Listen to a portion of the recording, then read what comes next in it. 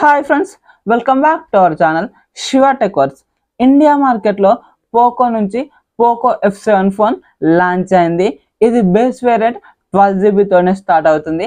12+ 256GB variant 32,000కు launch చేశారు. అలాగే 12+ 512GB variant 34,000కు launch చేశారు. దీనికి కార్డ్ ఆఫర్ అయితే 2,000 ఉంటుంది. కాబట్టి మనకు 2 వేరియంట్ల మీద 2,000 ఆఫ్తో అయితే వస్తుంది.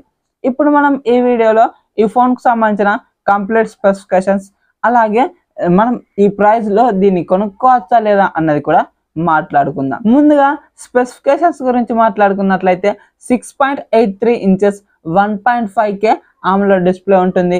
120Hz రిఫ్రెష్ రేట్కు సపోర్ట్ చేస్తుంది. 3200 నిట్స్ పీక్ బ్రైట్నెస్ ఉంటుంది. HDR10+ కు సపోర్ట్ చేస్తుంది. డాల్బీ విజన్ కూడా ఉంటుంది. అలాగే ఇది ఒక 10-బిట్ ప్యానెల్. దీనికి SGS లో బ్లూ లైట్ ప్రొటెక్షన్ అనే ఆప్షన్ కూడా ఉంటుంది. అంతే కొద్దిగా మన ఫోన్ నుంచి వచ్చే బ్లూ లైట్ నుంచి ప్రొటెక్షన్ ఉంటుందని చెప్పుకోవచ్చు. అలాగే ఇది front and back glass protection తోనే వస్తుంది. 2 దిక్కుల Corning gorilla glass 7i protection తో వస్తుంది. అలాగే ఇది స్నాప్డ్రాగన్ 8s Gen 4 ప్రాసెసర్ తో వస్తుంది. దీనికి 3.21 GHz క్లాక్ స్పీడ్ ఉంటుంది.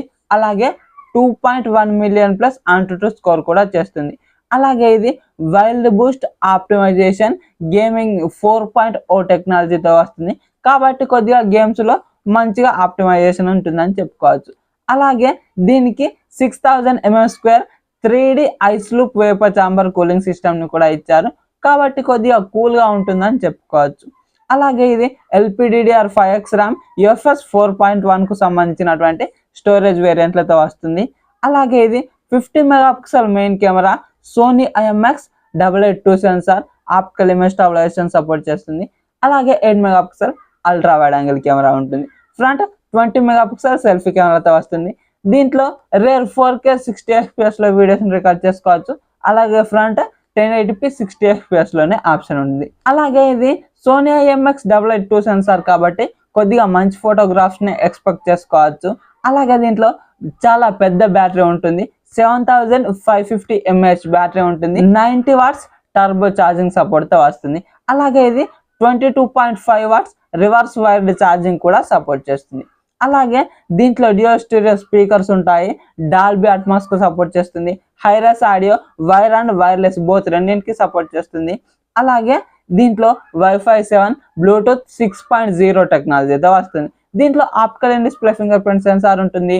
IR బ్లాస్టర్ ఉంటుంది. NFC ఉంటుంది. అలాగే దీంట్లో IP66, IP68, IP69 3 రేటింగ్లతో వస్తుంది. అంటే వాటర్ నుంచి డస్ట్ నుంచి మంచిగా ప్రొటెక్షన్ ఉంటుందని చెప్పుకోవచ్చు. అలాగే ఇది USB Type-C 2.0 జనరేషన్తోనే వస్తుంది. అలాగే దీనికి 15 5G బ్యాండ్ సపోర్ట్ ఉంటుంది. మరి మనం ఈ బడ్జెట్లో ఈ ఫోన్ని కొనుక్కోవచ్చా అంటే ఇది డిస్ప్లే దగ్గర టెక్ చేస్తుంది. పర్ఫార్మెన్స్ బీస్ట్ లెవెల్ ఉంటుందని చెప్పుకోవచ్చు. ఇది పర్ఫార్మెన్స్లో కూడా టిక్ చేస్తుంది. కానీ ఒక కెమెరా దగ్గరనే మనకు ఈ టెలిఫోటో లెన్స్ కొద్దిగా ఇచ్చుంటే బాగుండేది. కానీ టెలిఫోటో లెన్స్ అయితే ఇవ్వలేదు. అది తప్పేసి అన్ని బాగానే ఉన్నాయి.